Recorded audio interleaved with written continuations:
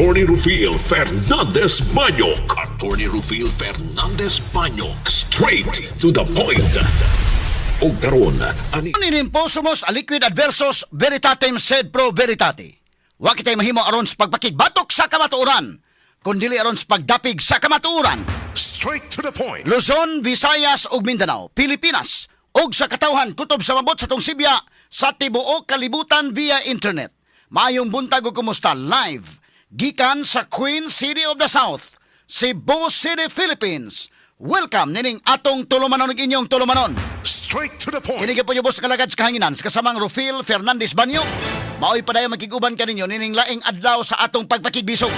Adlaw karon mahigala nga Sabado o gapit sa 9 na. Buwan mahigala sa Mayo tuig 2026. Straight to the point. Sa gihapon hatagan tagpagtagad ng mga isyos nga may labot ng lungsod.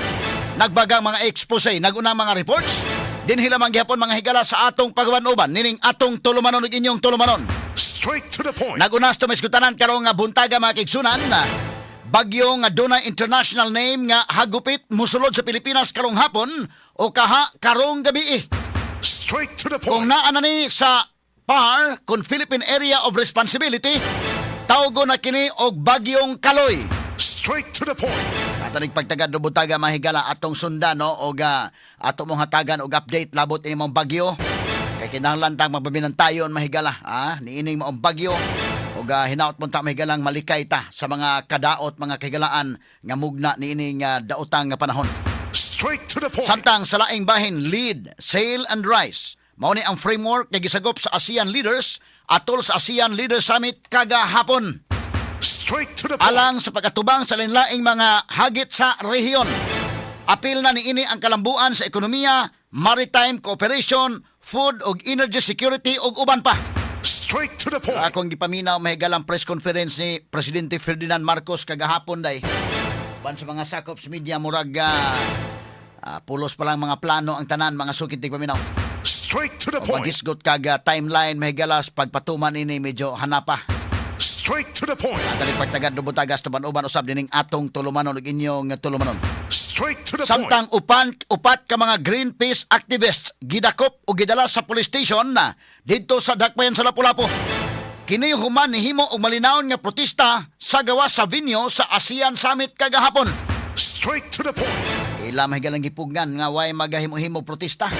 O na nga gipang sikop ni gida sa police stations. Straight to the point. Samtang sa laing bahin, Council of Elders and Leaders dinhi sa Sugbo ni pirma og resolusyon aron ipadayag ang ilang suporta alang ni Vice Presidente Sara Duterte. Straight to the point.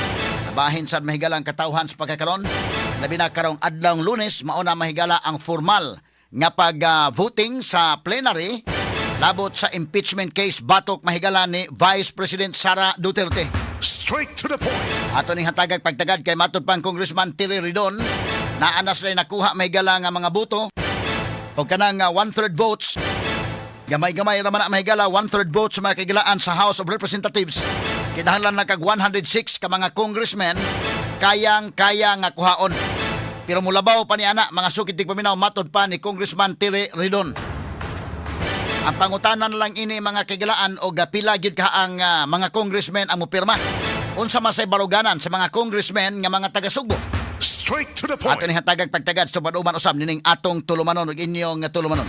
Straight to the point. Samtang dugang mga balita mahigala sa kauluhan ug ang bahin sa nasod.